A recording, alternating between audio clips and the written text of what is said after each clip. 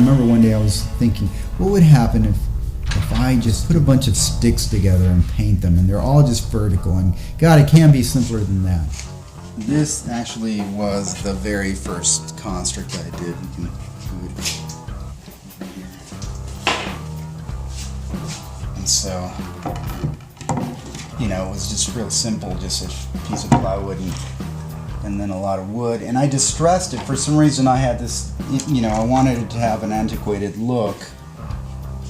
Just very rustic and distressed, and so I beat the hell out of it, and I like the finish, but it just didn't do it for me, you know. I just it just didn't seem that, I don't know, it didn't capture what I was looking for, and this thing's just got a lot of dust covering it.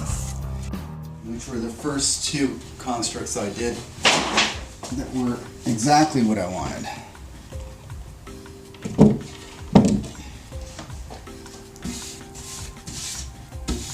So I didn't distress it this time. I rubbed it out with the steel wool to bring up the underpainting out of it, and I really like the way these came out. And that's when I knew that this was something I wanted to explore some more. But they were very flat. If you notice this compared to the one that's underneath it, the one underneath it has a lot more dimension and shape to it.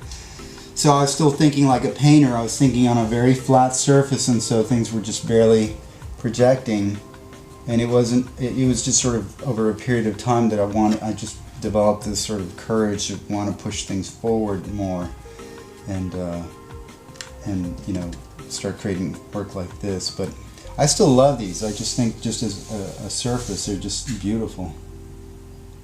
And also the simplicity of color too. I mean, these were pretty monochromatic, and they were more about atmosphere. You know, it was almost like an abstract expressionist painting with this, you know, minimalist surface, and it was more about that atmosphere that was created inside that surface.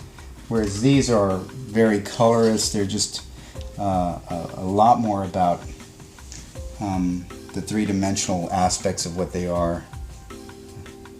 And I remember taking this and showing this to a friend. And he said, "Oh yeah, that's minimalism." And I said, "What's minimalism?" I didn't even know what that was. And he said, "Well, you need to read some books." And he actually gave me some books to read. This is my friend Hank Waddell. And that's when I began to understand that this sort of work had happened before, and there was a purpose for it. And it wasn't necessarily the purpose I was looking for, but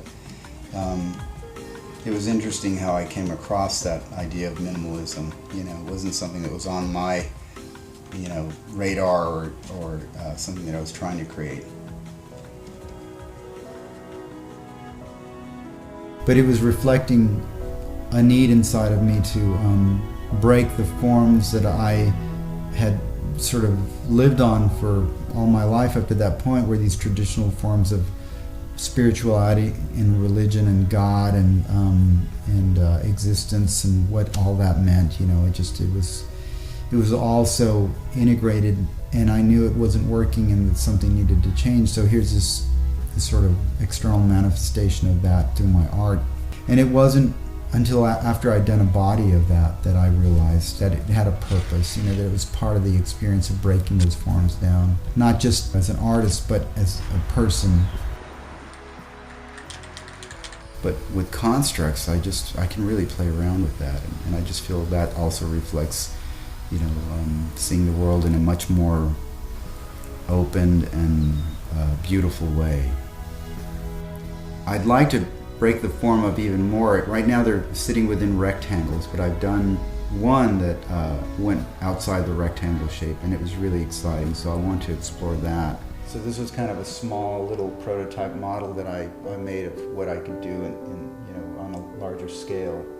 And I haven't done anything like this since. It's actually pretty complicated to make the form that holds that. But this is definitely something that I want to explore in my constructs. I want to start breaking out of that form, and it really does have this sort of you know, a lot of texture and you know, deep recession inside of it. And I love this. This shape can be very organic. I mean, I imagine these things going across a wall, just really playing around with what form can be on the wall. Then there's also these oil paintings that I do that are very organic. I mean, they're almost like microscopic sort of biomorphic images, and cutting those up into pieces, you know, and just this idea that breaking any visual sort of object into pieces and then rearranging it and creating something abstract and beautiful out of that, you know, that's kind of, in my mind, that's kind of what's gestating right now, which may start to show up in a year and a half or something like that while I'm playing around with this stuff I'm doing right now. But definitely there's an evolution going on in my mind.